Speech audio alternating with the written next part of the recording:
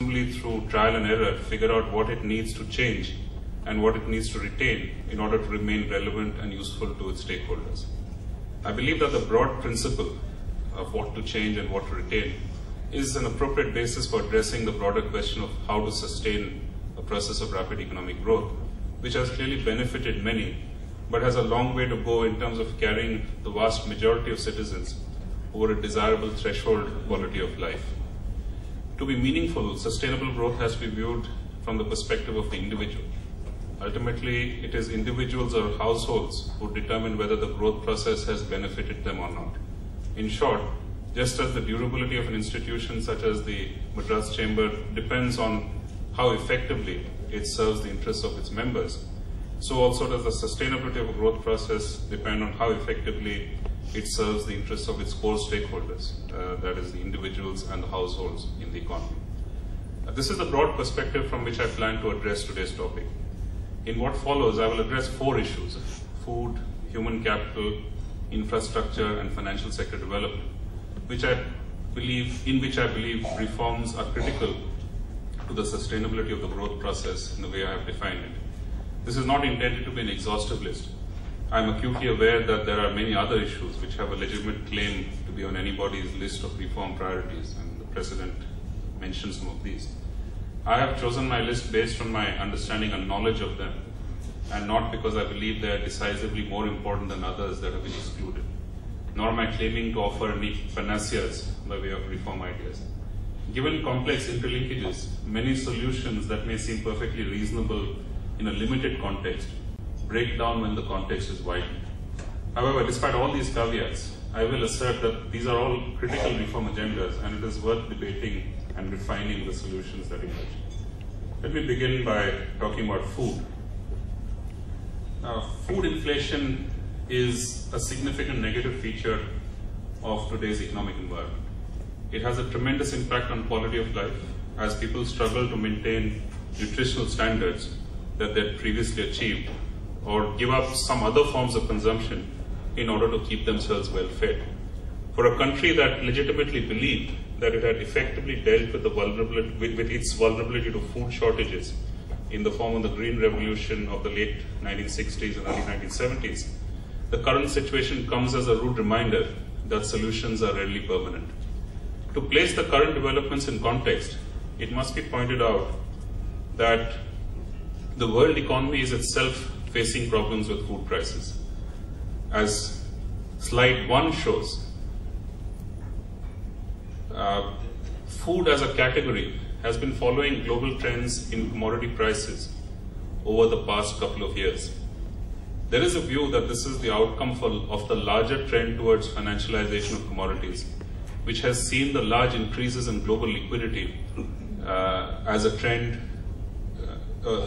large increase in global liquidity as a way of dealing with the 2008 crisis feed directly into higher asset prices, including commodities. Be that as it may, the price dynamics of individual food items, also displayed on slide 1, suggest that there are also commodity-specific factors at work, which may either reinforce or counteract the broader trend.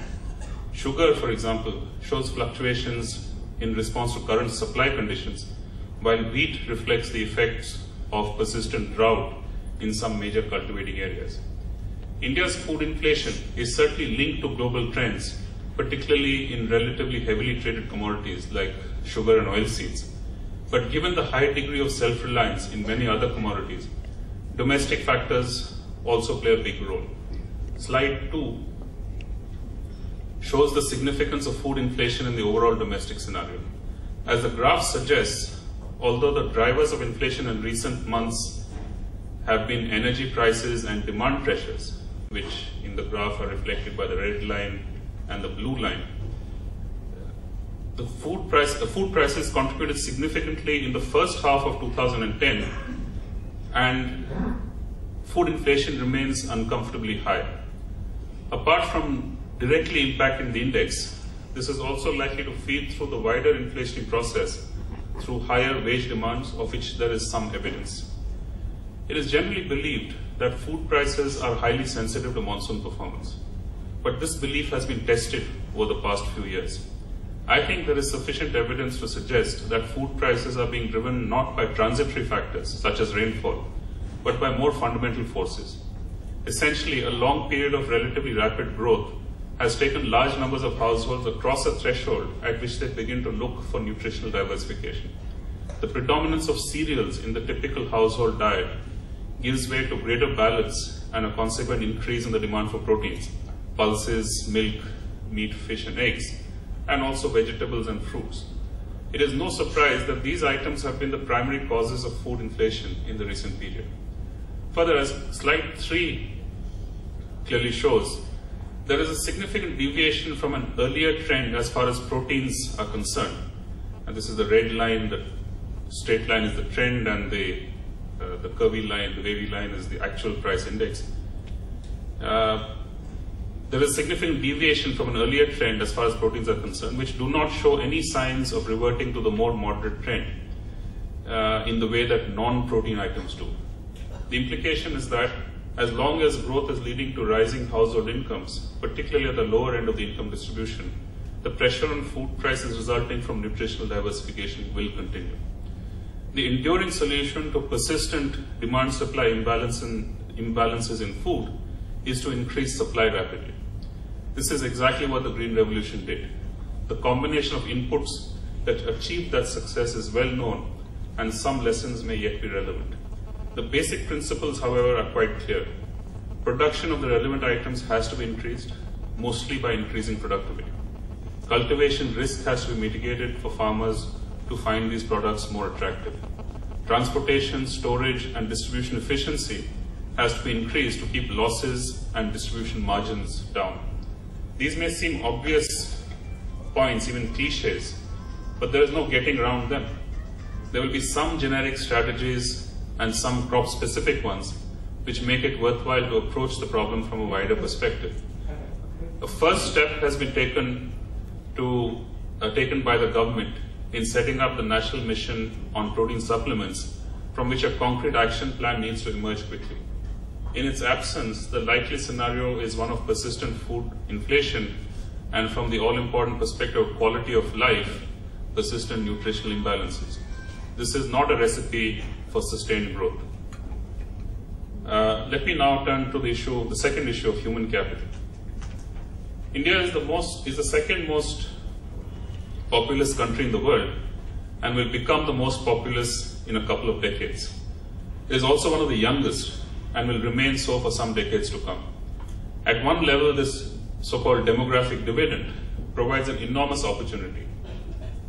Slide 4 shows the contrasting demographic transitions in India and China over the next 2 decades. The Chinese growth story over the past 3 decades has been well chronicled, and I don't want to go into it here, except to make the point that a critical input into the sustained high growth was the abundance of labor.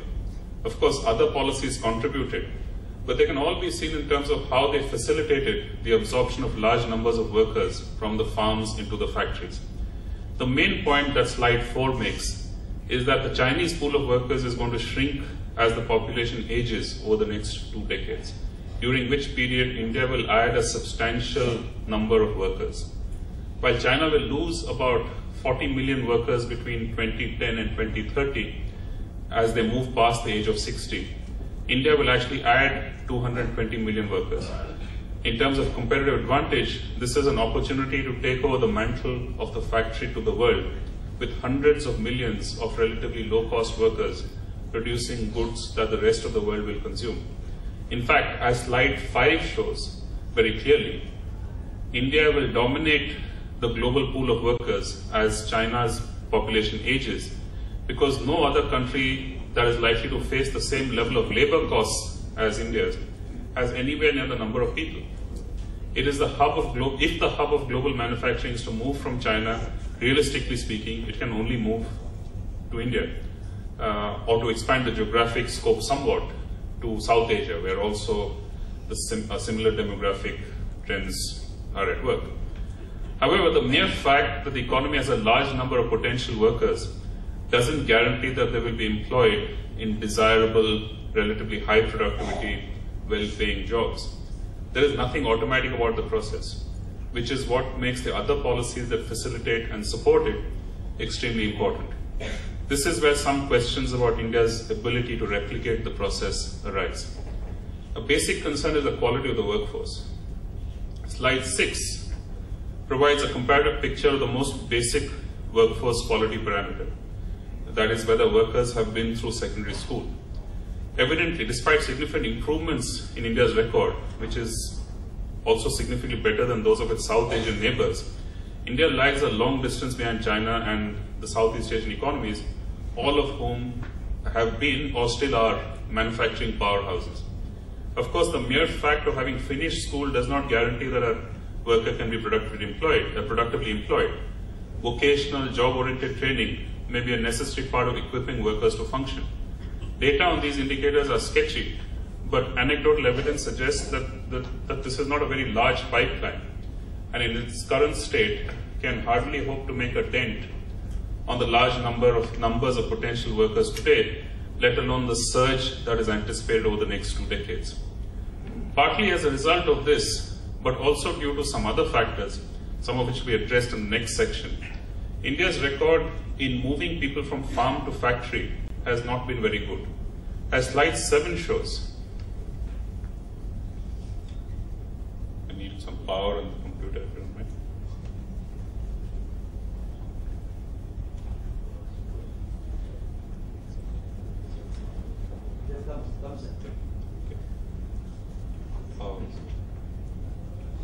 As slide 7 shows, over the 1993-94 period, 1993-94 to 2007-8 period, while the structure of economic activity changed significantly. As slide 7 shows, over the 1993 to 2007-8 period, the structure of economic activity changed significantly. The share of agriculture declined, the share of services increased, and the share of industry remained virtually the same. The decline in the share of agriculture is a universal historical pattern, but the transition of the share of that share predominantly to services is unique to India. But that is a separate issue. What is striking in slide 7 is that the transition in the workforce has been far less significant. Over 55% of the workforce remained in agriculture, while the decline in the share sector, with the decline in the share sector being equally absorbed by industry and services. In 1993-94, agriculture with 30% of GDP was providing employment and livelihoods to 65% of the workforce. By 2007-8, the same sector accounted for less than 17% of GDP, but continued to support 55% of the workforce. In short, the workforce did not restructure as rapidly as the economy did, indicating the inability of the non-agricultural sectors to absorb workers. How much did this impact livelihoods and inequality in the economy? A simple calculation gives some indication.